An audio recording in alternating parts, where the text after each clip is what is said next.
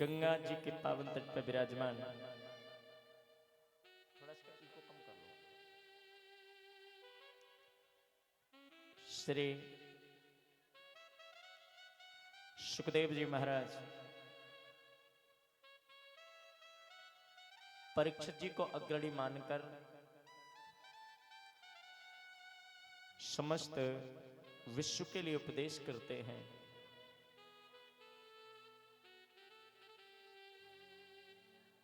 कल हमने श्रवण किया सुदामा जी की कथा। क्या भाव है उनका। श्याम की वो आदतें, सुनिए, भगवान जी के विवाह कितने हो गए? 16,108।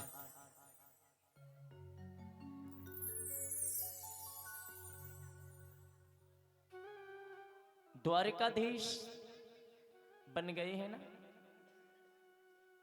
और उसके बाद में फिर भगवान कभी वृंदावन नहीं जाता है। जिस दिन से ब्रज को छोड़ा कृष्ण, मथुरा हो वृंदावन हो, आपका बरसाना हो, नहीं आते। क्योंकि जब जब मथुरा आएंगे तो याद तो आएगी। वृंदावन छोड़ के मथुरा चले गए, मथुरा छोड़ करके द्वारिका में रह रहे हैं।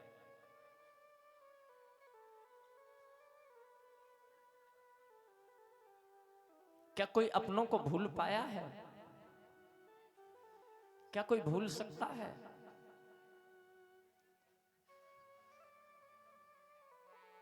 श्याम की वो आदतें, श्याम के करम, श्याम की वो आदतें, श्याम के करम, गोपी कैसे भूल पाती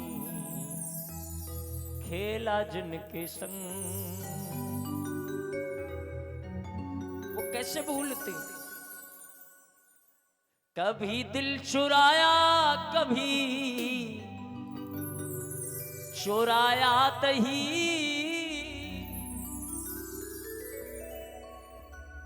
दिल और माखन का लुटेरा वही, लुटेरा वही।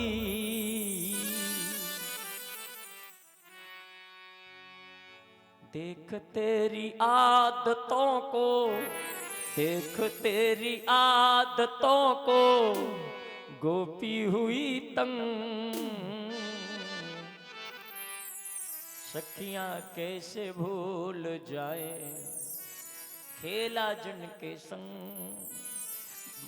गोकुल में गई नहीं, इसका मतलब ये नहीं है कि कन्हैया की एक एक खबर नहीं होती है इनके पास में। इन्हें एक एक खबर मिलती है, एक एक जानकारी लेती है। अब क्या कर रहे हैं, कितनी अभी शादी और हो गई, अभी क्या बेटा हुआ है।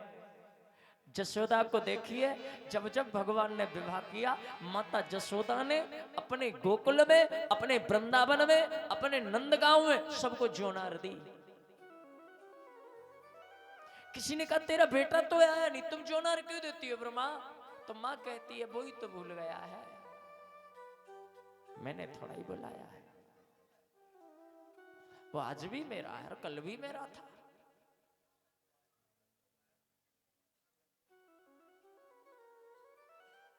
इस सीमंत पंच क्षेत्र है ना, जिसको बाद में कुरुक्षेत्र कहते हैं हम। हमारे भागवत जी में लिखा हुआ है, यहां पर यज्ञ हुआ। कौरव पांडव, अभी युद्ध नहीं हुआ है इनमें, है ना। तो कौरव पांडव सारे आए हैं सीमंत पंच क्षेत्र में। पितामह भीष्म पधारे हैं ना, तो सबको आना पड़ा। क्योंकि यहां पर पहले 5 कुंड थे और मैं थोड़ा सा और बता दूं, ये 5 कुंड उसके हैं। परशुराम ने 21 बार क्षत्रियों को विहीन किया। उसके बाद में जो उन्होंने अपने पाप का जो पश्चाताप किया, ये वो स्थान है। इसको बड़ा पवित्र माना जाता था। यहां पर यज्ञ हुआ है, सारे कौरव पांडव पधारे हैं, बांके बिहारी द्वारका के राजा हैं, प्रभु पधारे द्वारका से। और थोड़े आनंद की बात बताऊं, यहां पे ब्रजवासी भी पधारे।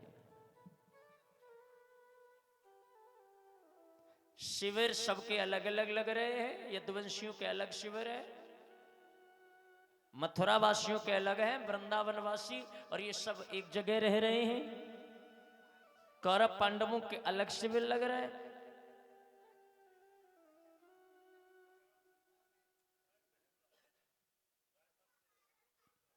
रात्रि का समय हो गया, दूरियां ज्यादा नहीं है कन्हैया में, ब्रजवासियों में पास ही पास है, लेकिन मिल नहीं पा रहे। और जब ये दीवारें खड़ी हो जाती है ना, तो मिलना बड़ा मुश्किल होता है। भगवान सोचते मैं मिलूं कैसे, क्योंकि कन्हैया में भी इतनी सामर्थ्य नहीं है जो गोपिकाओं को फेस कर पाएंगे। मैं मिलूं कैसे। और जशोदा कहती हैं मैं जाऊं कैसे। परंतु मां तो मां है,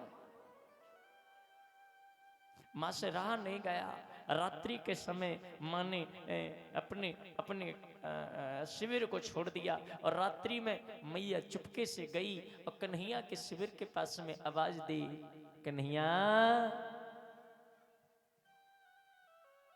लाला, मेरो कन्हैया है।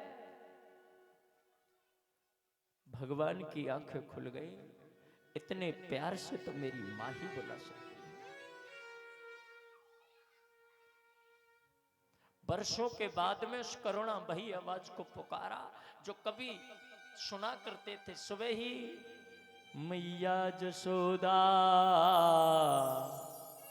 हर को जगावे, गोपाल जागो अब नैन खोलो, द्वारे खड़े गोप बुला रहे हैं,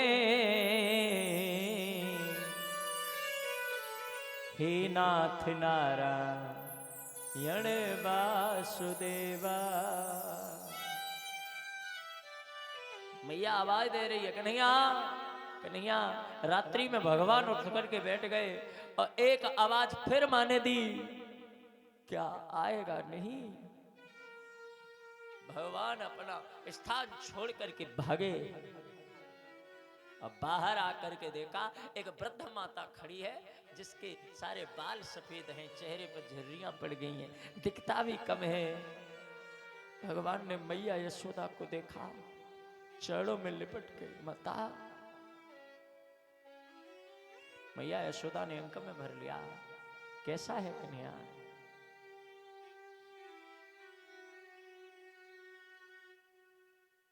ये माँ अपना दुख भूल जाती है। बच्चे को पूछेगी तू कैसा है, भगवान जी बोले मैं तो ठीक हूं, आना मैया। मैया चुभती है, हाथ सहला रही है, और अब पता है माँ ने क्या कहा, बड़ा कमजोर हो गया है। 11 वर्ष 56 दिन का थे तभी तो चले गए थे भगवान, बचपन में ही चले गए थे। आज माँ ने देखा, फिर माँ ने कहा बड़ा कमजोर हो गया है, और तू पहले से काला भी हो गया है। क्या है, अपना ख्याल नहीं रखता। बहुओं ने सुना हमारी सासू माँ आई है, माता रुक्मणी ने चरण छुए, सब चरण छू रही है, मैया आशीर्वाद दे रही है, बहुत खुश रहो।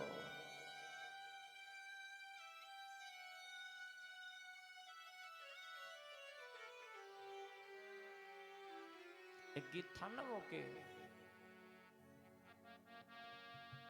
कितने दिनों के बाद ये सूरत देखी है, एक भगवान की टूटी मूरत देखी है। छूटे दुनिया पर हाथों से हाथ तेरा ये छूटे ना। ये भाव की कथा है। जब हम लोग 7 दिन कथा कहते हैं ना, तो इस कथा को लगभग विलुप्त ही हो जाते हैं, क्योंकि फिर जल्दी रहती है ना लास्ट स्टेज में। आज समय है तो विस्तार से ही कहेंगे। रुक्मणी माँ ने कहा, मैंने सुना है राधे भी आई हैं यहाँ, राधा रानी आई हैं। भगवान ने मुस्कुरा के कहा, हाँ आई हैं, आई हैं। अगर आप अनुमति देते हैं तो मैं एक बार उनसे मिल लूं। आजकल की कोई पत्नी पति की प्रेमिका से मिलना चाहेगी? क्या प्रेम करना चाहेगी? हाँ, देखना तो चाहेगी। बोले मैं देखूं तो सही है कैसी। ये कोई काम की कथा नहीं है साहब, ये त्याग की कथा है। रुक्मणी भी प्रेम करती है, राधे रानी भी प्रेम करती है। मैं एक बार उन करुणामयी से मिल सकती हूँ? क्यों मिलना चाहती हूँ? रुक्मणी ने कहा, मैं इसलिए मिलना चाहती हूँ जिसने इतना प्रेम किया, इतना त्याग किया, लेकिन एक बार भी अधिकार नहीं दिखाया। मैं भी तो देखूं वो कैसी है। भगवान ने कहा, तो सुनो, मर्यादा में रहना, क्योंकि वो राधे है। अपने से किसी प्रेमी से मिलने जाते हैं ना, कि भगवान से मिलने जाते हैं ना, तो खाली हाथ तो जाते नहीं है। और रुक्मणी के लिए तो ये भगवान जी हैं। माता रुक्मणी ना सुवर्ण की झरिया में गरम दूध भर के लेके गई। दासी को पकड़ा रखा है, राधे रानी के शिविर लग रहे हैं। अब पहली डोरी पर इतनी सुंदर दो सहेली खड़ी हैं। राधा रानी को, रुक्मणी को लगा यही है। प्रणाम राधे रानी। भाव देखिए, सहेलियों ने कहा, हम राधे नहीं, वो अंदर है। राधा रानी तो अंदर बैठी है। दूसरी डोरी पे लगा, शायद यही होंगी, फिर प्रणाम किया। 7वीं डोरी पर 2 अंतरंग दासियां खड़ी हैं, जिन्हें हम कहते हैं ललिता विशाखा। और ये दोनों ही इतनी सुंदर हैं कि रुक्मणी को कन्फर्म हो गया यही होंगी। रुक्मणी तो साष्टांग चरणों में लेट गई, मैं प्रणाम कर रही हूं। दोनों ने कहा, महारानी आप गलत जगह प्रणाम कर रही हो, हम तो उनकी दासी हैं। जब इतनी सुंदर दासी है तो राधे रानी कितनी सुंदर होगी। क्या हम उनसे मिल सकते हैं? आओ। एक जगह है जहां पर आसन लगाए, आंखें बंद करे हुए ध्यान मग्न राधे रानी बैठी। न कोई चेहरे पर बनावट, न कोई भाव भंगिमाएं। हाँ, चेहरे पर उदासी जरूर है। चेहरा कुछ कुछ सलवटे ले चुका है। आंखों के किनारे कुछ कुछ काले हो गए हैं।